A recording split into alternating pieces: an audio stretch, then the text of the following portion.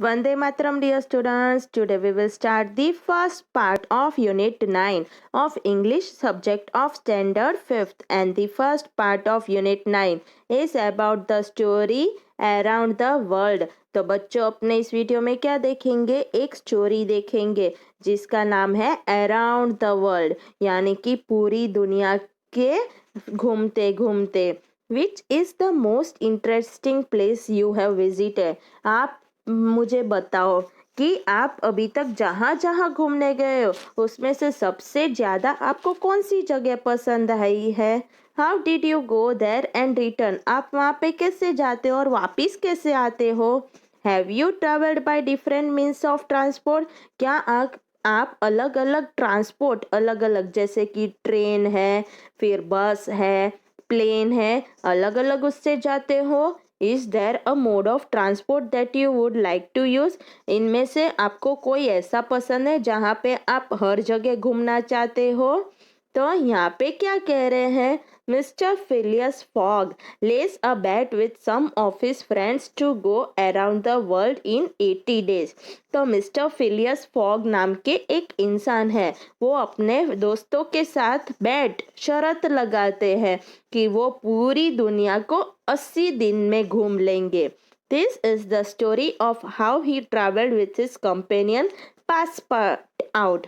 तो क्या कह रहे हैं? ये एक स्टोरी है जो वो अपने दोस्त के साथ, एक कंपेनियन के साथ घूमते हैं जिसका नाम है passport out.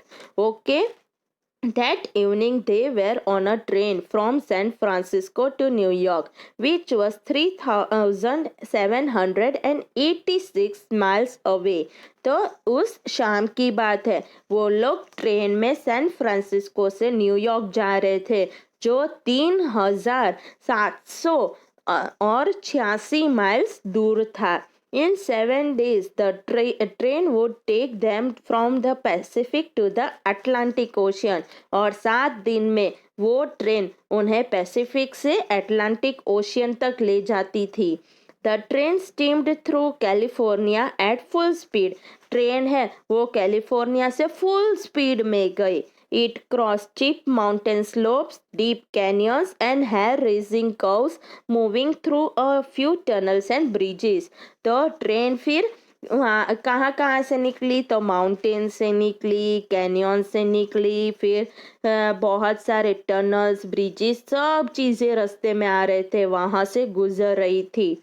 Suddenly, the train slowed down as a herd of buffaloes charged across the railway track.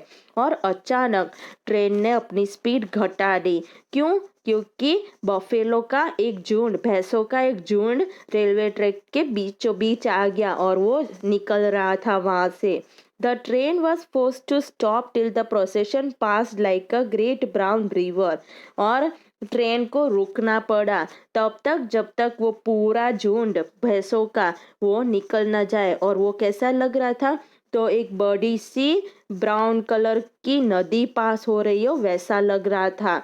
The herd took a full 3 hours to cross the track. और उस पूरे झुंड ने 3 घंटे लगाए उस ट्रैक को पार करने के लिए. Night had fallen by the time the train could move. और रात हो गई थी ट्रेन को वहाँ से हिलने के लिए. तो देखो ये क्या दिख रहा है? ये बफेलोस का पूरा हर्ड दिख रहा है ना. तो 3 घंटे हो गए थे ट्रेन को वहाँ से निकलने के लिए. अगेन वापिस the train headed for the steep mountains. अब ट्रेन वापिस पर्वतों पे जाने के लिए तैयार हो गया था. This was the most difficult part of the journey with its winding roads. और ये जर्नी का सबसे खतरनाक रास्ता था. They passed the highest point of their journey, 7,524 feet above sea level. और क्या कह रहे हैं कि ट्रेन अब उसकी सफ़र की सबसे हाईएस्ट पॉइंट जो 7,524 फीट सी से ऊपर थी वो पास कर रही थी. In a few hours they would be out of the Rocky Mountain. और थोड़े ही घंटे में वो इन पथरीले पहाड़ों के बीच से गुजरने वाली थी. After the passengers had taken their breakfast, the train gave a shrill whistle and braked with a jerk and come to a halt. और सारे पैसेंजर्स ने ब्रेकफास्ट ले लिया था, तभी ट्रेन ने अचानक से विसल बजाई और झटका लगे ऐसे ब्रेक मारी और रुक गए. Passed out, a French passenger went to see what the matter was. Passport out है, जो फ्रेंच पैसेंजर है वो बाहर निकला देखने के लिए कि क्या हो रहा है. There was nothing to be seen, कुछ नहीं दिखाई दे रहा था. The train had halted in the middle of nowhere, train कहीं बीच में ही रुक गई थी. There was no station in sight, तो यहाँ पे तो कोई स्टेशन भी नहीं था. He heard the signalman say the train can't go on. और फिर उसने सुना, किसने, तो पासपोर्ट आउट ने सुना कि सिग्नल मैन कह रहा था कि ट्रेन आगे नहीं जा सकती. द ब्रिज नियर मेडिसिन बो वॉन्ट सपोर्ट द वेट, तो जो ब्रिज था मेडिसिन बो के पास वो ट्रेन का वजन सहन नहीं कर पाए ऐसे हाल में था. It was a suspension bridge and some of its cable was broken, तो वो कैसा ब्रिज था, सस्पेंशन का, और उसके थोड़े केबल थे वो टूट गए थे, इसलिए ट्रेन नहीं जा पाएगी. The driver of the train said perhaps there is a chance of getting across the bridge by letting the train proceed at maximum speed. फिर ट्रेन के ड्राइवर ने कहा कि अगर मैं ट्रेन को फुल स्पीड में भगाऊं, जितना मैक्सिमम स्पीड है उसमें भगाऊं, तो शायद ट्रेन पास हो जाएगी. All aboard said the conductor, तो कंडक्टर ने कहा ठीक है चलाओ. The passengers got on the train and the driver reversed the train for nearly a mile, और फिर पैसेंजर सारे ट्रेन पे चढ़ गए और ड्राइवर ने 1 माइल जितनी ट्रेन को वापस ली. Then he gave another whistle, फिर दूसरी बार विसल बजाई. The train began to move forward so fast that it was frightening, train इतनी जल्दी से आगे बढ़ने लगी कि डर लग रहा था. The passengers had the feeling that the train was not resting on the tracks but was floating through air. तो पैसेंजर्स को ऐसा लग रहा था कि ट्रेन है वो रेलवे ट्रैक पे पट्टियों पे नहीं चल रही है, पटरियों पे, पर हवा में उड़ रही है. As the engine shrieked and the train shuddered, they were over a bridge in a flash. और जैसे इंजन की आवाज आई और ट्रेन ब्रिज में आ गई थी. As soon as they passed over the Madison River, the bridge crashed down into the raging water below. और जैसे ही ट्रेन मेडिसिन रिवर से को पास किया उसके पास हुई तो ब्रिज टूट गया. और क्या हुआ, तो रिवर में उसके थोड़े पार्ट्स गिर गए. The train continued it course at that evening without interruption, और ट्रेन पूरी तरह से उस शाम को अपनी सफ़र पे चलता रहा, कुछ भी नहीं उसने हॉल्ट लिया. As the train moved forward the next day, it was suddenly attacked by hundreds of Sioux Indians, a tribe of native Red Indians. और अगले दिन जैसे ट्रेन आगे जा रही थी तो बहुत सारे सियोक्स इंडियंस, जो जिसको अपने रेड इंडियंस भी बोलते हैं, उन लोगों ने हमला कर दिया था ट्रेन पे. Many of them appeared from all sides, jumped onto the moving train and pulled themselves up the steps. सारे क्या कर रहे थे, चारों ओर से चढ़ने लगे थे ट्रेन पे और सीढ़ियों पे चढ़ने लगे थे. They were armed with rifles, वो लोग, उनके पास क्या थी, बंदूकें थी. Some of the travelers had revolvers, किसी के पास तो रिवॉल्वर भी थी. They defended, तो देखो यहाँ पे क्या है, ये ब्रिज दिखाई दे रहा है जो वजन नहीं सहन कर पा रहा था, वो जैसे ही ट्रेन ने पास की उसको तो ब्रिज टूट गया, वो दिखा रहे हैं.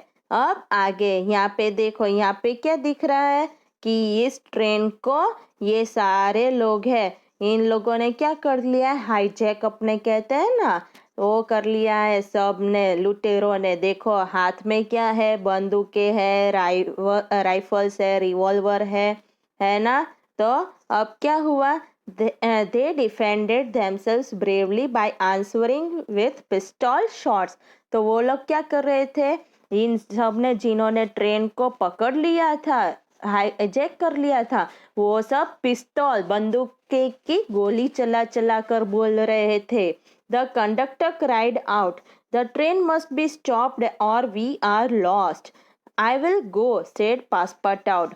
तो कंडक्टर ने क्या कहा कि ट्रेन को या तो रोकना पड़ेगा या फिर अपने सबको जान गुमानी पड़ेगी। फिर पासपाटाउट ने कहा कि मैं जाता हूँ। He opened a door and unseen by the Red Indian, he slipped under the racing train and holding on to the chains, he slowly reached the engine. फिर पासपाटाउट ने क्या किया कि उसने एक दरवाज़ा खोला जिससे किसी भी रेड इंडियन को पता नहीं चला था, देख नहीं पाया इस तरह। और फिर वो ट्रेन के नीचे चला गया सरकते सरकते, और फिर चेन को पकड़ते पकड़ते वो धीरे से इंजन के पास चला गया।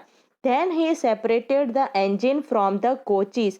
They started to slow down. फिर क्या हुआ कि उसने इंजन को सारे डिब्बों से अलग कर दिया और धीरे धीरे क्या हुआ कि सारे जो ट्रेन थी वो धीरे पड़ गई। They had neared a station where soldiers, attracted by the sounds of shot, hurried towards the train. फिर धीरे धीरे वो लोग स्टेशन के पास आए जहाँ पे सारे सोल्जर्स थे, सैनिक थे। वो लोग बंदूकों की आवाज़ सुनकर वो दौड़े दौड़े ट्रेन के पास आ रहे थे। The Red Indian on board saw them and quickly jumped off before the train stopped entirely. सारे जो रेड इंडियंस थे उन लोगों ने क्या किया, ट्रेन से छलांग मार ली।